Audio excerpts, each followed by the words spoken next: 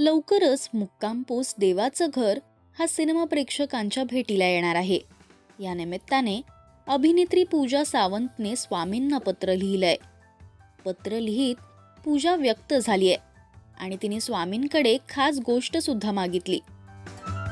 प्रिय स्वामी, परवा सोशल मीडियावर एक पोस्ट पाहिली. देवाकडे फेसबुक नाही, इंस्टाग्राम नाही, पण स्वतःचा पत्ता आहे. मुक्काम पोस्ट देवाचं घर. खरंच किती दिवस झाले ना कोणाला पत्र लिहून, म्हणून आज थेट तुम्हालाच पत्र लिहिते. आज मी माझ्यासाठी काही मागणार नाही, पण तुमच्या दत्त अवतारातील तुमच्या पायाशी जे चौघे उभे आहेत ना, मी त्यांच्यासाठी मागणार. स्वामी, या जगात कुठलाही मुका प्राणी जेव्हा एखाद्या संकटात असेल तेव्हा आपल्यातील कोणीतरी त्यांचा देव बनून त्यांच्या मदतीला जाईल आणि त्या मुक्या प्राण्याला मदत करेल.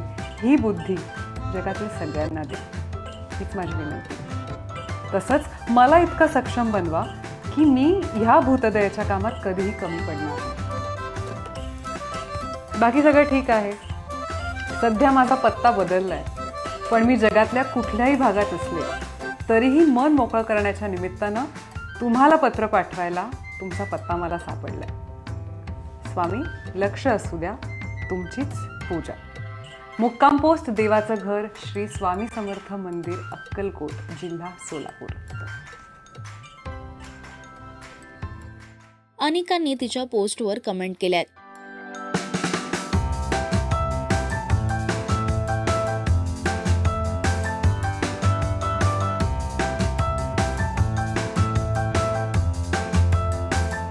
आपण देवाकडे अनेक गोष्टींची मागणी करतो. देव आपल्या त्या सगळ्या इच्छा पूर्ण सुद्धा करतो, पण त्यानंतर आपण त्याच्याकडे व्यक्त होणं, त्याचे आभार मानणं या सगळ्याच गोष्टी राहून जातात. त्यात देवाला पत्र लिहिणं ही एक भन्नाट कल्पना मुक्काम पोस्ट देवाचं घर या सिनेमामुळे सध्या व्हायरल होतीये. या निमित्ताने अनेक जण पत्रातून देवाकडे व्यक्त होत आहेत. काही दिवसांपूर्वी या सिनेमाची घोषणा करण्यात आली. या सिनेमात बालकलाकार मायरा वायकुळची मुख्य भूमिका आहे. सिद्धिविनायकाच्या चरणी या चित्रपटाचं पोस्टर लॉन्च सुद्धा करण्यात आलं. येत्या 31 जानेवारी 2025 पासून हा सिनेमा प्रेक्षकांच्या भेटीला येणार आहे. दिग्दर्शक संकेत माने यांनी या सिनेमाचं दिग्दर्शन केलंय, तर महेश जयस्वाल हे या सिनेमाचे निर्माते आहेत. या चित्रपटात मायरा सोबतच अभिनेते मंगेश देसाई, कल्याणी मुळे, उषा नाडकर्णी, प्रथमेश परब, सविता मालपेकर हे कलाकार सुद्धा झळकणार आहेत.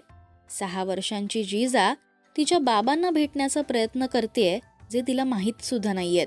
तिच्या या प्रयत्नातूनच या सिनेमाचं कथानक पुढे जातं, अशी काहीशी या सिनेमाची गोष्ट आहे. तर आता याच सिनेमाच्या निमित्ताने पूजा स्वामींकडे व्यक्त झालीय.